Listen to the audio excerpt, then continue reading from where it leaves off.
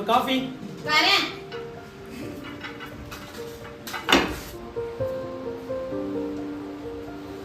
கல்யாணம் ஆகி இத்தனை வருஷத்துல என்னைக்காச்சும் என் பேச்சு கேட்டிருக்கீங்களா? ஒரு வாட்டினாலும் என் பேச்சு கேட்டிருக்கீங்களா?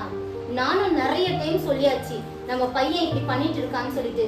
ஒழுங்கா சர்ச்சுக்கு வர்றதில்ல, ஒழுங்கா படிக்கிறது இல்ல, ஒழுங்கா பெரியவங்களுக்கு கீழ்படிதில்ல, ஒழுங்கீனம் அதிகமா ஆயிடுச்சு. நானும் எவ்வளவுதான் சொல்றது அவனுக்கு, அவன் புத்திக்கு எட்டவே மாட்டேங்குதுப்பா. நீங்க ஏதாச்சும் ஒரு வார்த்தைனாலும் அவனை கேக்குறீங்களா? எதுக்கு ஒரு வார்த்தையும் பேச மாட்டீங்க? அவன் எது பண்ணாலும் சரின்றீங்க, அவன் எது பண்ணாலும் கண்டுக்காம விட்டுறீங்க. இப்படியே இருந்தா அவன் லைஃப் என்னதாகுது? கம்ப்ளீட் ஒன்னாதான் இருக்கு.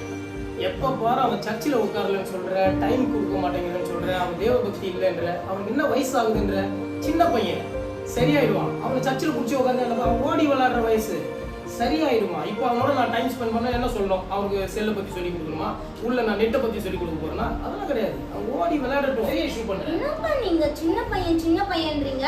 அவனுக்கு வயசு 12 ஆக போகுதுப்பா. இப்ப 5ல வளையாத 50ல எப்படிப்பா வளையும்? சரி இருங்கப்பா, டைம் நான் பாருங்க, உங்க பாருங்க கொஞ்சம் சொல்லு. இந்த டைம்க்கு நீங்க வரீங்க, அப்புறம் எப்படி பிள்ளைங்களோட டைம் ஸ்பெண்ட் பண்ணுவீங்க? அவங்களுக்கு வந்து ஒரு அப்பாவோட இப்படி எல்லாம் இருக்கணும், அப்படி எல்லாம் இருக்கணும்னு அவங்களுக்கு ஆசை இருக்காதா? இல்ல ஒழுங்கத்தை நீங்க எப்படி கத்து தருவீங்க? நான் கேக்குறேன். நான் வேலை செய்யணும்ல, நான் 11 மணிக்கு எனக்கு ஒர்க் வைக்கிறாங்கன்னா நான் ஒர்க் முடிக்கணும்ல, அப்பதானே அந்த குடும்பத்தை நான் செய்யணும். அப்புறம் ஏன்ப்பா நான் உங்களை கல்யாணம் பண்ணிக்கணும்? எல்லா நேரத்துலயும் என்னால எடுத்தால பாரம் வந்து என்னாலே சுமக்க முடியாதுப்பா. நீங்களும் இருக்கிறீங்களப்பா, நீங்க எதுக்கு பாருக்கீங்க அப்ப லைஃப்ல? அப்ப நீங்க என்ன விட்டு போங்கப்பா. சும்மா எல்லாத்தையும் நான் சுமக்கிறேன்னா எல்லாத்தையும் நான் சுமந்து தான் இருக்கிறேன். போதும், என்னால இதுக்கு மேல சுமக்க முடியல. சும்மா எப்ப பார்த்தாலும் இதே பேச்சு தான் உங்ககிட்ட. உங்களை வச்சுட்டோம் என்னால வந்து சமாளிக்க முடியல, உங்களை பிள்ளைங்களை வச்சுட்டோம் என்னால சமாளிக்க முடியல.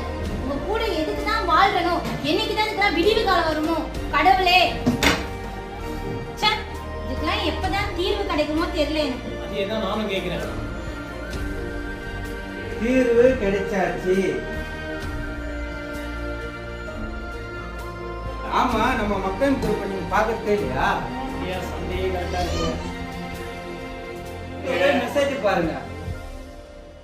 ப்ராப்ளம் சால்வ் ஆனா சரி ஐயா, எங்க வேணா வரேன்.